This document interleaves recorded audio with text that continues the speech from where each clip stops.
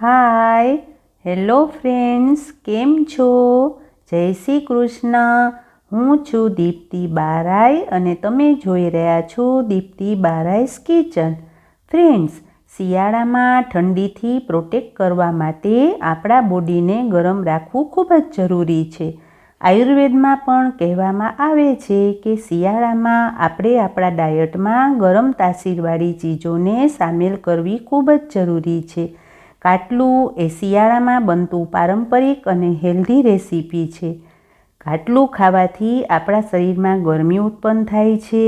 કાટલું આપણી ઇમ્યુનિટીને પણ સ્ટ્રોંગ કરે છે. કાટલું આપણા હાડકાને પણ મજબૂત કરે છે.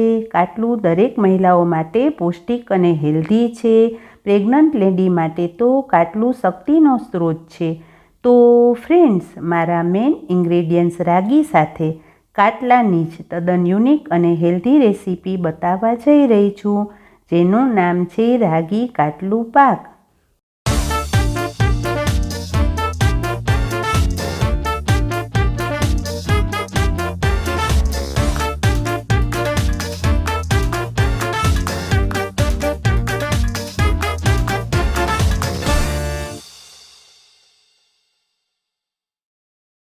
તો ફ્રેન્ડ્સ, સૌપ્રથમ આપણે રાગી કાટલું પાક બનાવવા માટેના ઇન્ગ્રેડિયન્ટ્સ જોઈ લઈએ.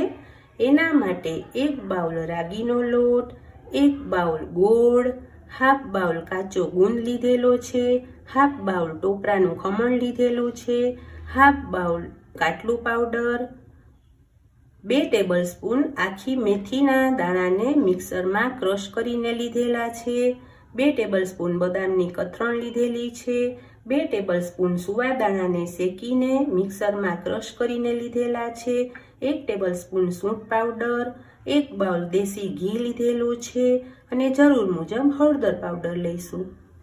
તો ફ્રેન્ડ્સ, સૌપ્રથમ આપણે રાગી કાટલું બનાવવા માટે એક પેનમાં સૌપ્રથમ ઘી એડ કરીશું.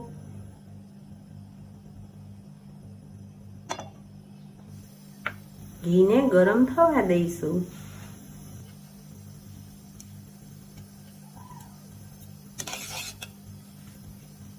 ઘી ગરમ થાય ત્યારબાદ આપણે સૌપ્રથમ એમાં ગુંદ એડ કરીશું.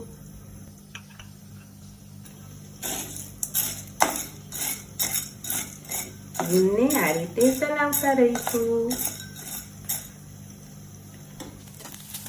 આ રીતે ગુંદ ફૂલી જાય એટલે આપણે ગુંદને એક પ્લેટમાં કાઢી લઈશું.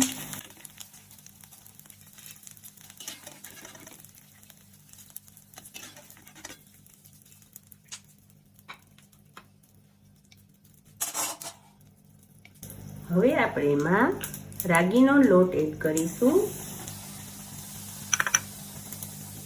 ગેસની મીડિયમ ફ્લેમ ઉપર જ ચલાવતા રહીશું. ફ્રેન્ડ્સ, રાગીમાં કેલ્શિયમની માત્રા સારા પ્રમાણમાં હોય છે.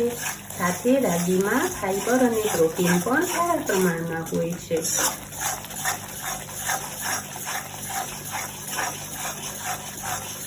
આ રીતે ગેસની સ્લો ફ્લેમ ઉપર રાગીના લોટને શેકી લઈશું.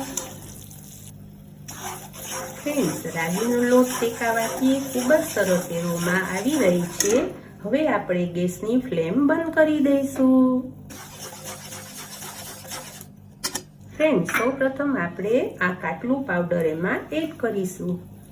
કાટલું પાવડરમાં 32 જાતના વસાણા હોય છે, જે ઠંડી સામે આપણે રક્ષણ આપે છે. કાટલું આપણી રોગપ્રતિકારક શક્તિને પણ વધારે છે. કમરના દુખાવા, સાંધાના દુખાવા માટે પણ કાટલું ખૂબ જ ઉપયોગી છે.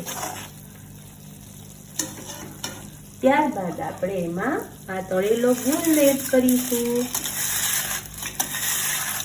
આ રીતે હાથેથી મસળીને એડ કરતા જઈશું. ફ્રેન્ડ્સ, ગુંદની તાસીર ગરમ હોય છે. ઠંડીમાં ગુંદનું સેવન કરવાથી આપણે ઠંડી સામે રક્ષણ મળે છે અને જનરલી ઠંડીમાં આપણને સાંધાના દુખાવા, કમરના દુખાવા ખૂબ જ વધી જતા હોય છે, જે ગુંદના સેવનથી દૂર થાય છે.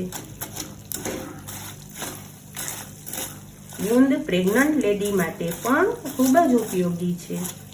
ગુંદમાં કેલ્શિયમની કન્ટેન્ટ સારી માત્રામાં હોય છે, જે હાડકાની મજબૂતી માટે ખૂબ જ જરૂરી છે. ત્યારબાદ આ મેથી પાવડર એમાં એડ કરીશું. ફ્રેન્ડ્સ, મેથીમાં પણ કેલ્શિયમની માત્રા સારા પ્રમાણમાં હોય છે. ત્યારબાદ આ શેકેલા સુવાદાણાનો પાવડર એડ કરીશું. ત્યારબાદ સૂંઠ પાવડર એડ કરીશું.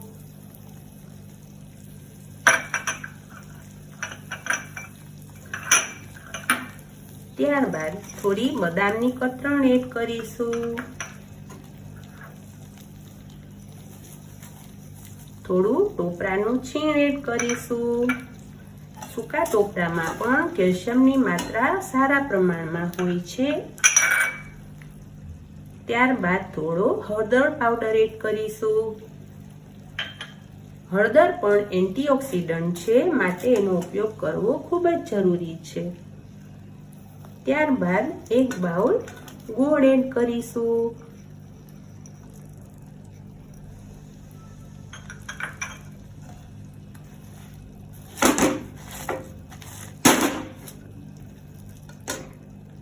હવે આ બધું સારી રીતે મિક્સ કરી લઈશું. જુઓ ફ્રેન્ડ્સ, આ રીતે સારી રીતે મિક્સ કર્યા બાદ લાસ્ટમાં આપણે 1 ટેબલસ્પૂન જેટલું ઘી એડ કરીશું.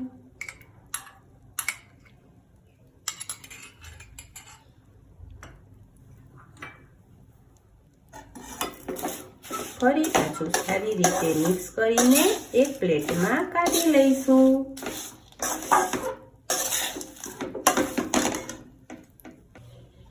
ફ્રેન્ડ્સ, હવે આ રાગી કાટલાને ઘીથી ગ્રીસ કરેલી એક પ્લેટમાં કાઢી લઈશું.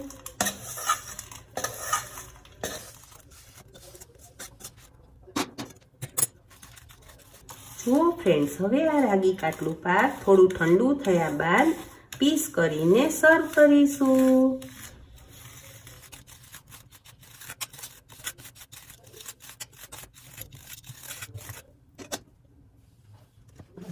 ફ્રેન્ડ્સ, હવે આપણે આ રાગી કાટલા પાક ઉપર થોડું ટોપરાનું છીણ સ્પ્રેડ કરીશું. ત્યારબાદ થોડી બદામની કતરણ સ્પ્રિંકલ કરીશું.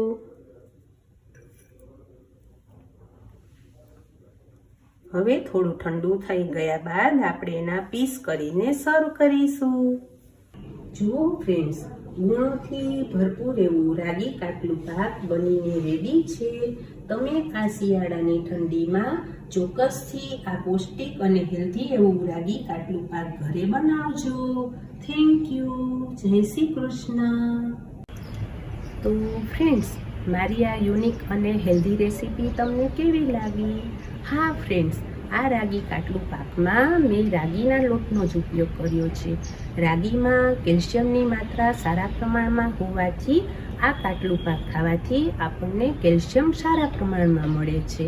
અને હા ફ્રેન્ડ્સ, જો તમે આ રીતે જ કાટલું પાક બનાવશો તો 100% આ કાટલું પાક ખૂબ જ સોફ્ટ બને છે.